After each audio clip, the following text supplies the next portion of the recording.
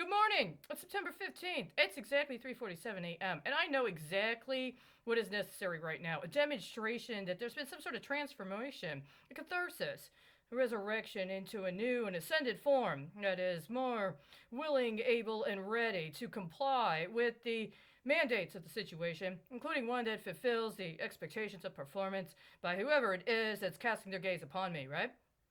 See, the last video I have is about me discussing how a specific time frame had correlated with an understanding that there was a need for an emergency response. And if somebody had taken a budget seriously that had been composed with an understanding that me and people I had gone to school with had trained to have certain kinds of possibilities available in the event of a specific kind of first response need, it would have already been available. But there were politics involved, right? There were other considerations, including in consideration of the political capital value that acts of defamation have for other people, right? You guys remember the University of Farmington? Remember that story from 2018? Presumably there was a educational institution located in the state of Michigan, and the accusation was that there were these students from other countries that were merely pretending to be students at this university in order to abuse visa requirements concerning student visas. I mean, they were just pretending to go to school. They weren't really interested in learning anything. It was a fake university, and they just signed up in order to go to class because they had every intention of engaging in ill intent, including in acts of terrorism. Considering the countries they were identified as having come from, well, of course, the only reason they'd want to go to school in the United States is because they wanted to be terrorists. So they were doing everything they could to abuse the laws regarding documentation in order to stay in the country illegally. They were just saying they were interested in education. They didn't really want to learn anything. Right? Is that like me and the people I went to school with? You know, like the certificates on the wall there? That I have, for over 4 years now, requested federal agencies as well as members of Senate investigate as a form of provision of background check in order to assure that they're legitimate, because I had concerns, not so much about the students I was in school with. To be honest with you, not even so much about the instructors, but the means by which it was intended to be funded, or rather, the co-occurring funding stream that happened after I was illegally detained under the auspices of some sort of mental health observation, that itself turned out to be a prelude to what was later revealed to be the closing of 3 mental health institutions in the state of Texas because of acts of child sex abuse that happened at the place. Mental health service providers for children shut down because of acts of child sex abuse on site. That happened in 2018, didn't it? Yes, it did. That would have been a year, more than a year after my original attempts to have requests made and queries presented into my certifications, as well as the certifications of the people I went to class with. I had every understanding that they were in good faith. That they wanted to be able to do what they said they wanted to do, just as I did.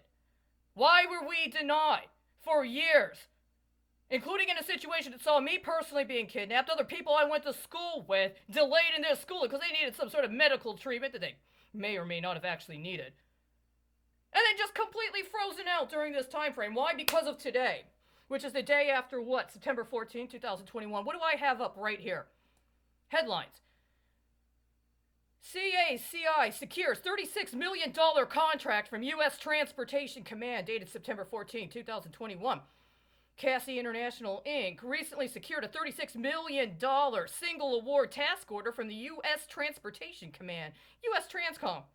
Per this contract, Cassie will continue to provide enterprise technology support for advancing U.S. Transcom's Defense Personal Property System, DPS. But that's not all. What else did we have yesterday? Give me a second here. I want to make sure nobody misses any of the vital information, right? Next. The courageous men who smuggle Palestinians into Israel. Boy, get this. Casper salmon. You like it? Can you tell in this light? Is it the right shade? Did you hedge for the last year on me wearing the right shade? And exactly a year later, what if I hadn't? How many of these valiant men would end up dead tomorrow? Early this year, over the course of 10 days in May, a flare-up of violence occurred, ... A title card at the end of The Devil's Drivers, a new documentary by Daniel and Muhammad, flags up the violence of May 2021 as yet one more episode in the situation. Talking about men from a part of Palestine that drive across the border with Palestinians they smuggle into Israel. You mean because it's so dangerous for them in Palestine? It's so dangerous for them in the West Bank. Do they have some sort of charitable assistance in Israel to help them with the crime of being Palestinian? You mean now, like they did, what, in 2020? Or in 2002? You mean like in 2002?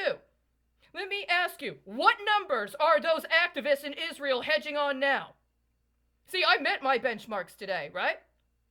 Or rather, the district court met their benchmark with that allegation of securities fraud out in New Jersey for $100 million. I covered that yesterday with that case from 1989, right? But that's not nearly as important as what else? Because we're not even talking about Palestine. Palestine is just a pass-through for Afghanistan. The Texas State Securities Board issued an emergency cease and desist order on Tuesday, barring white settlement resident Barbara George and her company from selling securities, stating that the PB&A Associates LLC managing member engaged in fraud and withheld information from investors. Oh my God, she withheld information? What kind of information did she withhold?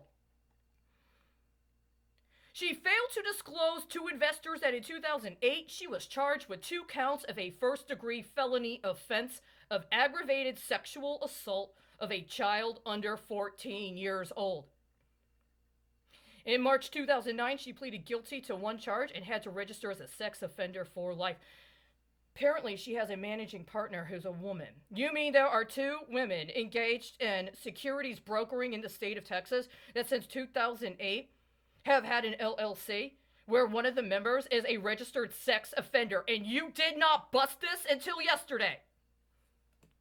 You know, yesterday, somebody was supposed to be seizing my personal property because it was 10 days after they had delivered on issuing a completely fraudulent and fake eviction notice that I had to challenge in court for an act of securities fraud. You know what this sounds like? Afghanistan.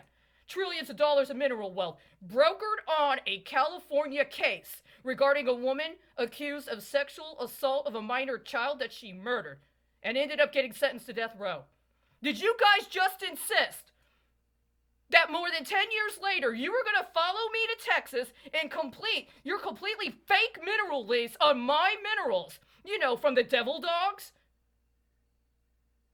By insisting that you get another accusation of a woman involved in sexual assault of a child, underwriting your false claims on what? My state of mind? My financial performance? My failure to fulfill the obligations to pay off the outstanding debts of my abuser? Are you saying that my sexual abuser is actually a woman? That the person who sexually abused me since I was a child with the intent of making sure that at the end of my life I was so defamed and dejected, I had no choice but to offer myself as a prostitute to somebody else as their retirement bonus, that my sexual abuser is actually a woman, including a woman with a securities broker's license? What about a license to practice law? What about a assignment as a judge? What about somebody that ran for and presumably was elected to public office? What about somebody presiding over a political subdivision that was busted for pension fraud while she was in office? See, all of these things were the kinds of things that should have been considered in a court of law instead of repeatedly appearing in the background, including connected to a Department of Defense contract for Transcom. For Transcom. That little 4th grade girl with her blonde hair and that yellow t-shirt was that fucking hot to you? I was that fucking hot, a 4th grader. Personally, I think it's worth a lot more than $36 million. The budget me and my team needed wasn't $36 million, by the way. But it is now. And you're going to let us go to court, and you're going to answer for every single act of slander and libel and defamation and attempted extortion and attempted solicitation into an act of prostitution that has been committed since February of 2017, specifically February 28th of 2017, when you decided you were going to let behavioral scientists get away with speculating how successful they'd be, intentionally sabotaging inspectors of industrial materials, up to and including yesterday.